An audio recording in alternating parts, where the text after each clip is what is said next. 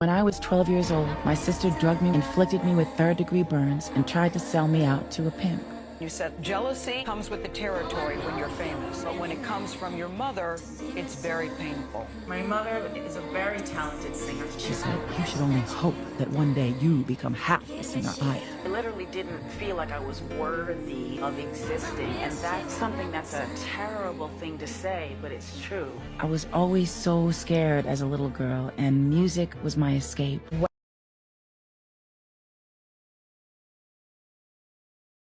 Could not, and honestly, when we was in the house, anytime she would laugh, anytime she would look like she was having fun, security would come get her. Like it was a horrible but good experience for me, but I hated seeing her like that. But I think in a lot of ways, when we talked this stuff, she got to vent and express herself. We both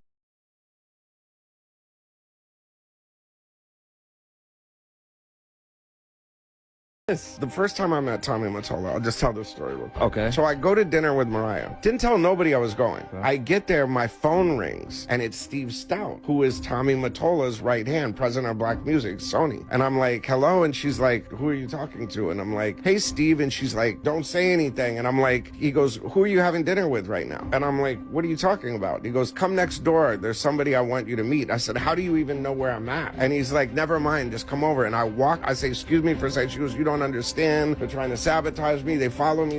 All this. It's my ex-husband. I'm like, just relax. I go next door. It's a dim-lit Italian restaurant, and Tommy Mottola's sitting there. Damn. Like And he Darth goes, Vader. so you know my ex-wife. You can make a lot of money in this business. I said, doing what? He goes, all you got to do is tell me what she does. And I said, you want me to keep tabs on your ex-wife? I'm good. And I got up and started to walk away from the table. So I go with Steve, drops me back off at the hotel, and he goes, Tommy gave you the number on the card. All you got to do is call it. We'll make you rich. I'm like, stop. Whoa. There's no way, player, I'm getting involved. I've triggered my damsel in distress thing. You know what I mean? So Okay. that's why we became friends. How long? Mariah Carey. Let's talk Mariah Carey and her resilience as a survivor. Not just an entertainer, not a legend, not an icon, not a megastar. As a person, as a human being. Many of us on the outside looking in, when we look at these celebrities, we do not see people. A lot of people see idols. And so oftentimes these people, their testimonies, their struggles, their issues, trials and tribulations go under the radar. And many of us have no idea what these people have had to endure and to survive and come out on the other side. It's easy for people to see the glitz and the glamour and say, oh, life is not fair. They have all of this fame and notoriety and all of these things. But we have no idea. A lot of these people have survived psychological abuse, emotional abuse, financial abuse, stalking, harassment, endless smear campaigns, perpetual gossip, misrepresentation, and nonstop slander. And when we look at somebody like Mariah, all of the highs and lows of her life and her legacy is something that needs to really be studied, because this woman, she's not just a diva or anything like that. She really is a survivor. I remember the infamous TRL moment where Mariah allegedly crashed TRL and she came in with an unannounced cameo, and they made it such a big deal. They framed it as though Mariah had had a meltdown, and as a result, she had been diagnosed with bipolar.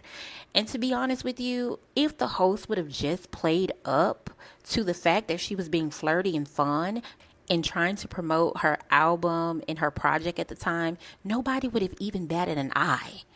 But due to the host's awkwardness and, to me, his purposeful kind of bad treatment towards her, it made it look like something was going horribly wrong with Mariah. And it did mess with the public's perception of her.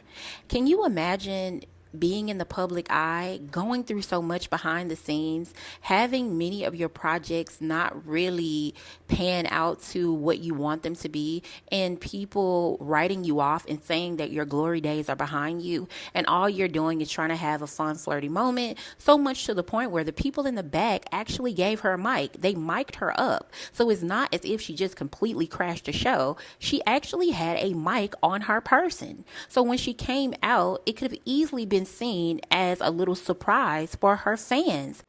But unfortunately, as you and I know, it was framed to make her look like she was severely mentally impaired, so much so that there was a mental health concern and that Mariah was having a crisis.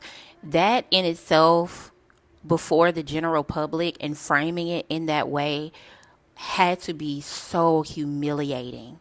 Mariah had to take a pause in her career and in her life to go through all of these evaluations and go through therapy to try to see what was quote unquote wrong with her. But in essence, that woman had dealt with so much unresolved healing, from family trauma to romantic abuse trauma, so much CPTSD, which is complex post-traumatic stress disorder, and then post-separation abuse. It was so much that came crashing in on Mariah. And instead of giving her the grace and the mercy that she deserved, so many people just wrote her off and said, oh, well, Mariah's having a mental breakdown. She's having a nervous breakdown. And people just wrote her off. So a pause was made in her life. So here she is going through all of that and facing these silent battles in the dark. But by the grace of God, she had a village. She did have people around her who really did genuinely love her. Now, we heard from the guy talking about not being willing to accept the money to spy in on Mariah and act as a flying monkey to send messages and information and intel back to Tommy Mottola. That's a true friend. Can you imagine what Mariah was going through, knowing that she was being actively sabotaged behind the scenes by her then scorned ex-husband, who had more connections than her, more resources than her, and he had more eyes and ears than her? And it's almost as if her life was under constant surveillance. Can you imagine what that does to the human brain, to the human emotional state, to a person's physical being? It is so taxing on your psyche, on your heart, on your nervous system. It's exhausting. And then not to mention her being paranoid about almost every relationship or close, intimate connection that she has, because he has the resources to pay people off to treat her any kind of way, or to just get in her life to try to find out information and send it back to him. It had to be a walls closing in type of situation for her, and feeling like she was consistently trapped with nowhere to go. For that woman to make it out of that and even want to do music beyond that point is nothing short of a miracle. So when we look at projects like The Emancipation of Mimi, the key contributor on that album was Jermaine Dupri. He was the executive producer and friend to Mariah, who actually helped Mariah muster up the strength to continue to move forward. And because of their collaboration, The Emancipation of Mimi is one of Mariah Carey's most classical albums in her catalog. That was Mariah Carey's redemption. That was her comeback story.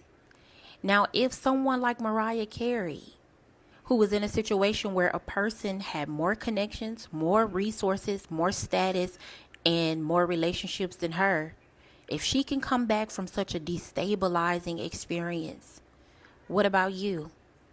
How many people within the sound of my voice haven't completely recovered from someone trying to play God in their lives? Because even if you didn't have a village like Mariah, and you didn't have one or two people who saw you as a human being and didn't want to partake in destabilizing your life any further, maybe you had God, maybe you had Jesus Christ, maybe you had your belief system, your spirituality, your religion, but you had something that God threw to you as a life jacket to keep you from drowning. I would definitely say that when you look at these people's stories and you find out about their testimonies beyond the glitz and the glamour, you will see yourself in their stories. And if they could find the strength to proceed forward and move on against all odds, so can you, so can I. Life does not stop until life itself stops.